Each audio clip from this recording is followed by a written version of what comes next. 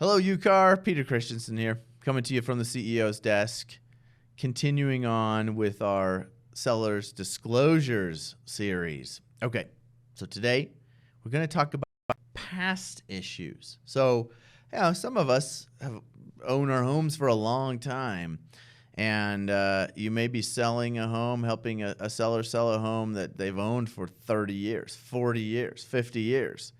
And maybe they inherited it, and so it's really been in the family for 60 years.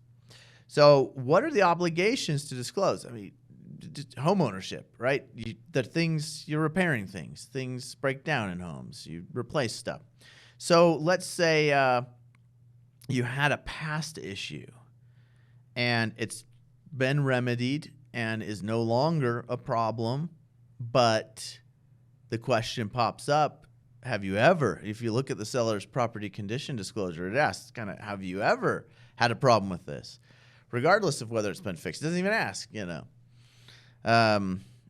stuff that's not been fixed. It just says, what do you have to disclose? I would argue you could interpret the law to say it's current material information. Like, is information material if it's not current?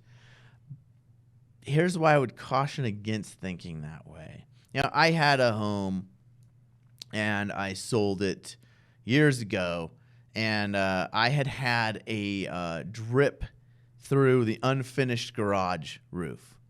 A patch of shingles had been blown off, and we had a rainstorm, and we had a drip through there. Now, it had been fixed, had a roofer get up there and fix it, never had a problem again. And so when it came to filling that form out, I kind of questioned, well, do I need to say anything about that? And I'll keep you out of suspense. I did say something about it. I did put it on there.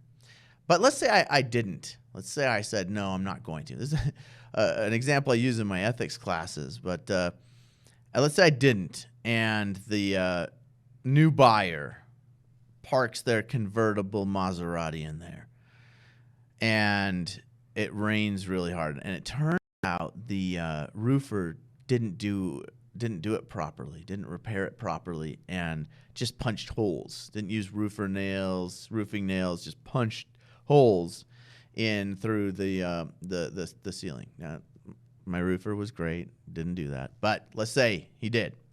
And then there was just a channel for water, and it was dripping down. It drips all over the leather upholstery, and it gets ruined. And they get up on the roof after to figure out what happened. And the oh-so-helpful neighbor shows up and says, oh, Peter was up there all the time fixing that thing. And they say, really? And it's a $10,000 reupholstery job.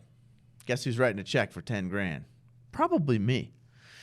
Now, let's say I did disclose, and the buyer did not get up on the roof to inspect it, but it was told there had been a problem, had a roofer fix it. To best of my knowledge, it was repaired. The buyer says, great, never inspects it, doesn't do anything. Drip, ruins the upholstery. Guess who's probably not writing a check at that point? Probably not me. Because why? Because I disclosed what I knew, and that's what the Utah law requires. I knew there had been a problem. I knew I'd hired a roofer to fix it, and I knew that it had not been a problem after that. Is that that satisfies the law, I believe. So, but I could have tricked myself out of disclosing that, saying, well, it's done, it's fixed, it's not a problem anymore.